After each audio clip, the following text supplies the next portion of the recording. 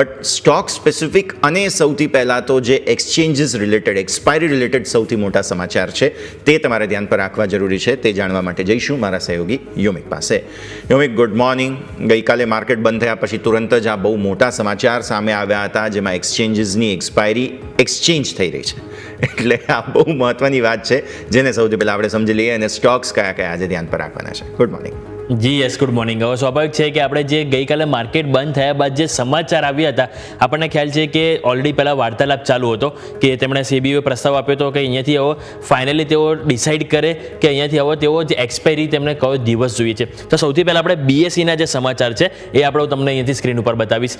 બીએસસીના જે સમાચાર છે તમે સ્ક્રીન ઉપર તમે જો તો એમાં તમને અહીંયાથી જાણવા મળશે કે જે વીકલી એક્સપાયરીના દિવસે કે જે સેબીનો અહીંયાથી હવે ફાઇનલીથી ડિસિઝન લેવામાં આવ્યું છે અને હવે જે વીકલી એક્સપાયરી દિવસ છે એ અહીંયાથી હવે મંગળવારે જે સેન્સેક્સ હતો એની જગ્યાએ હવે આપણને એનએસસીની એક્સપાયરી થતી જોવા મળશે, એટલે કે નિફ્ટીની.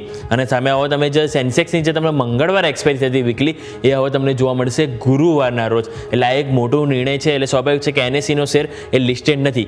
બોમ્બે સ્ટોક એક્સચેન્જ જે લિસ્ટેડ છે, ઘણા ટાઈમથી ખબર છે કે આપણને ટ્રેન્ડિંગમાં છે, સારી એવી તેજી જોવા મળી. એએસએમ ફ્રેમવર્કમાં આવ્યા બાદ આપણને ઘટાડો પણ જોવા મળે છે. હવે આજે પણ જોવાનું રહેશે કે આમાં મોટી એક્શન આપણને ઉપરની સાઈડ યા નીચેની સાઈડ કઈ રીતે જોવા મળે છે. એટલે બોમ્બે સ્ટોક એક્સચેન્જ જે તમારો ફોકસ પર હોવું જોઈએ. બીજો સ્ટોક સ્પેસિફિક નજર કરો તો તમારા રડા પર હોવું જોઈએ હિન્દુસ્તાન ઝિંક. અહીંયા એક મોટી બ્લોક ડીલ થવા જઈ રહી છે. બ્લોક ડીલની જે એમાં છે એમાં પ્રમોટર એમના જે છે વેદાંતા, કે જેમની પાસે near to 65% stack already holding કરી રહ્યા છે. હવે તેઓ અહીંયાથી 1.6% હિસ્સેદારી વેચી રહ્યા છે અને આ બ્લોક ડીલમાં કુલ 6.67 કરોડ શેરનો અહીંયાથી સમાવેશ થયેલો છે. અને આ બ્લોક ડીલની જે બેઝ સાઇઝ છે અહીંયાથી ₹3018 કરોડ જોવા મળેલો છે. અને જો ગ્રીન્સ ઓપ્શન અહીંયાથી એડ ઓન કરીએ જો ડિમાન્ડ સારી મળે તો 7500 કરોડ સુધીની પણ આપણને અહીંથી બ્લોક ડીલ થતી જોવા મળી શકે છે. એટલે કે આજના દિવસ આપણને હિન્દુસ્તાન ઝિંક અને વેદાંતા બંને ફોકસમાં હોવો જોઈએ. બીજું તમારા રડા પર હોવું જોઈએ એ છે વિશાલ મેગા માર્ટ.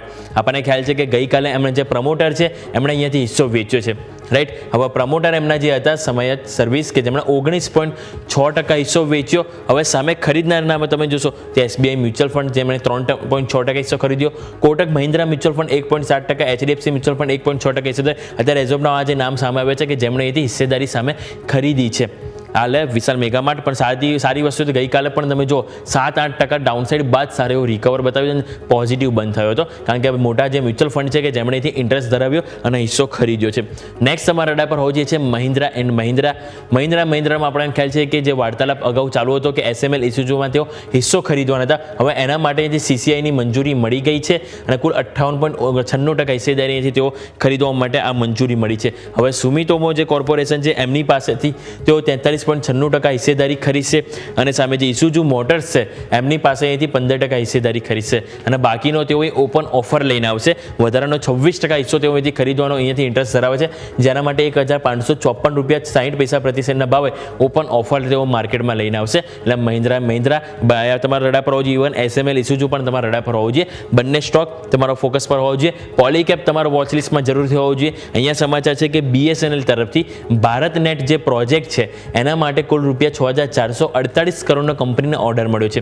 એટલે પોલીકેપ તમારા વોચલિસ્ટમાં હોવું જોઈએ. અને આપણે હવે વાત કરવી જોઈએ તે છે ડેલિવરીમાં સમાચાર છે કે અહીંયાથી સીસીઆઈ તરફથી જે ઇકોમ એક્સપ્રેસ છે, ઇકોમ એક્સપ્રેસમાં કુલ 99.4% હિસ્સો ખરીદવા માટે મંજૂરી અહીંયાથી મળી છે અને કુલ ₹1407 કરોડ સુધીનો હિસ્સો અહીંયાથી તેઓ ખરીદતા જોવા મળી શકે છે. એટલે ડેલિવરી ફોકસ પર હોવું જોઈએ.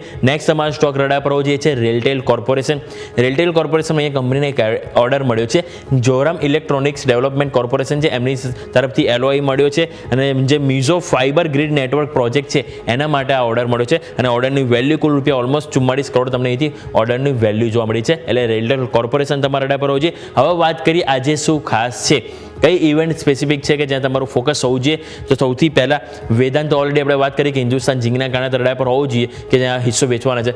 પરંતુ આજે વેદાંતાની નાણાકીય વર્ષ 2026ના પહેલા વચગાળા ડિવિડન્ડ એટલે કે ઇન્ટરિમ ડિવિડન્ડ માટે બોર્ડ બેઠકનું આયોજન છે. સ્વાભાવિક છે કે આ સ્ટોક ડિવિડન્ડ માટે જાણીતો છે, એટલે આજે આ ફોકસમાં રહેશે. બીજું FY26ની પહેલી સેબીની બોર્ડ બેઠક આજે આયોજન છે. અહીંયા પણ QIPને લઈને અહીંયાથી ઘણા બધા નિર્ણય છે કે જે આઉટપુટ આપણને બહાર આવતા જોવા મળી શકે, એટલે અહીંયા પણ ફોકસ રહેશે. બીજું જો યુએસમાં નજર કરીએ જોઈએ તો આજે યુએસ માટે પણ એક મહત્વનો દિવસ છે, કારણ કે આજે ફેડ મિટિંગનો બીજો દિવસ છે અને રાત્રે 11:30 વાગે આપણને વ્યાજ દર પર ફેડનો નિર્ણય આવતો જોવા મળશે. માર્કેટમાં એક્સપેક્ટેશન છે કે કદાચ તેઓ વ્યાજ દર નહીં ઘટાડે, પરંતુ જોવાનું રહેશે કે હવે કઈ રીતનું ત્યાંથી આપણને આઉટપુટ બહાર આવે છે. અને યુએસમાં બીજી જોબલેસ ક્લેમ સાથે સાથે ક્રૂડ ઇન્વેન્ટરીના પણ આંકડા જે આપણને સામે આવવાના છે. એટલે કે આપણે જોયું સ્ટોક સ્પેસિફિક ઘણા બધા સ્ટોક છે કે જે તમારા વોચ લિસ્ટમાં હોવા જોઈએ. બીજું આપણે ઇવેન્ટ સ્પેસિફિક વાત કરી કે આપણે અહીંયાથી સેબીની પણ બેઠક છે, સાથે સાથે આજે આપણને ફેડ રેટના જે નિર્ણય આવવાના છે જેની ઉપર આપણે રિએક્ટ કરીશું. કારણ કે આવતીકાલે હવે યુએસના માર્કેટ તો બંધ છે, હવે આપણા માર્કેટ ચાલુ છે, એટલે સ્વાભાવિક છે કે ત્યાંના નિર્ણય બાદ આપણને એક એક્શન જોવા મળશે. પરંતુ આપણું આ જે ફોકસ હોવું જોઈએ જે સ્ટોક સ્પેસિફિક અને જે મેઇન આપણે ફોકસ કર્યું કે NSE-BSE એક્સપાયરીના જે ચેન્જીસ છે એને લઈને પણ માર્કેટ રિએક્ટ કરતું જોવા મળી શકે. Yes, okay.